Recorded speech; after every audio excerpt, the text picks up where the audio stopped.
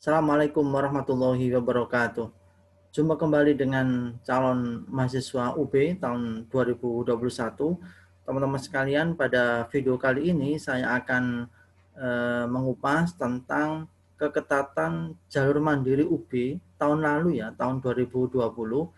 Ini penting sebagai bahan untuk pengetahuan kita bahwasanya jalur mandiri pun harus dipersiapkan dengan baik karena dari data tahun lalu keketatannya cukup tinggi sekali, dan kalau kita tidak menyiapkan dokumen dengan baik, kita bisa gagal juga di jalur mandiri. Oke, langsung saja. Berdasarkan informasi dari tim UB, ini yang sudah ada di websitenya, bahwasanya jalur mandiri itu kuotanya 30%, sekitar ada 5.000 mahasiswa yang bakalan diterima di jalur mandiri. Dan tahun lalu, tahun 2020 itu petanya bagaimana? Nah, ini jumlah peminat dan jumlah diterima tahun 2020. Perhatikan teman-teman, vokasi ya, D3 itu pendaftarnya 4.517, yang diterima hanya 1.776, artinya persentase diterima hanya 30%. Yang luar biasa ini yang seleksi mandiri UB S1 ya, reguler S1. Bayangkan, pendaftarnya aja 42.505 peminat pendaftar. Yang diterima hanya 5.605 atau hanya 13% saja yang diterima. Artinya, teman-teman, dari data ini kalau kita tidak mempersiapkan dokumen dengan sebaik-baiknya, ya seolah-olah kita hanya menjadi peserta penggembira. Karena melihat dari data ini sangat kecil sekali ya persentase diterima, artinya jumlah peminat dengan jumlah yang diterima itu selisihnya sangat banyak. Bayangkan, yang daftar aja 42.505, yang diterima hanya 5.000. Tentunya teman-teman masih ada peluang, masih ada waktu, masih ada kesempatan. Kita siapkan sebaik-baiknya dokumen supaya kita punya peluang bisa diterima walaupun di jalur mandiri. Next. Nah, berikut ini akan saya tampilkan berapa keketatan masing-masing prodi. Nah, ini adalah daftar kelompok prodi di kelompok Saintek, 15 prodi dengan peminat terbesar atau dengan keketatan dari yang paling ketat ke yang paling rendah dari 15 besar ya. Yang pertama ini sudah umum ya, kedokteran.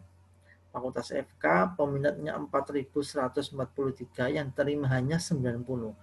Sehingga keketatan 1:46. Satu kursi diperebutkan minimal 46 peserta. Nomor 2, FKG, kedokteran gigi, peminatnya 2.287, yang diterima hanya 67. Sehingga keketatannya 1:34. Yang ketiga, farmasi, peminatnya 995, yang diterima hanya 38, keketatannya 1:26. Kemudian ilmu gizi, peminatnya 1.087, yang diterima 48, keketatannya 1:23. Yang kelima, teknik industri, peminatnya 1.573, yang terima hanya 81, keketatannya 1:19. Satu kursi diperebutkan minimal 19 peserta. Yang keenam, teknik sipil, peminatnya 1.242, yang diterima hanya 82, keketatannya 1:16. Nomor 7, teknik informatika, peminatnya 1.269, yang diterima hanya 93, keketatannya 1:14. Yang ke-8, PWK, peminatnya 1.126, yang diterima hanya 83, keketatannya 1:14. Yang ke-9, sistem informasi, peminatnya 1.057, diterima 81, keketatannya 1:13. Yang ke-10, arsitektur, peminatnya 1.018, yang diterima hanya 82, keketatannya 1:12. Yang ke-11, ilmu dan teknologi pangan, peminatnya 728, diterima 65, keketatannya 1:11. Yang ke-12, teknik mesin, peminatnya 896, yang diterima 83, keketatannya 1:11. Yang ke-13 ada teknik lingkungan, peminatnya 571, yang diterima hanya 53, keketannya 1:11. Yang ke-14 ada ilmu aktuaria, peminatnya 446, yang diterima 43, keketannya 1:10. Yang ke-15 teknologi informasi, peminatnya 474, diterima 52, keketannya 1:9. Ini 15 besar prodi yang paling ketat di jalur mandiri UB.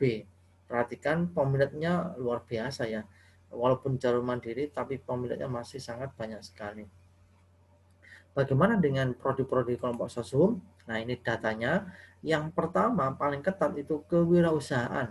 Peminatnya 813, yang diterima hanya 31, sehingga keketatannya 1:26.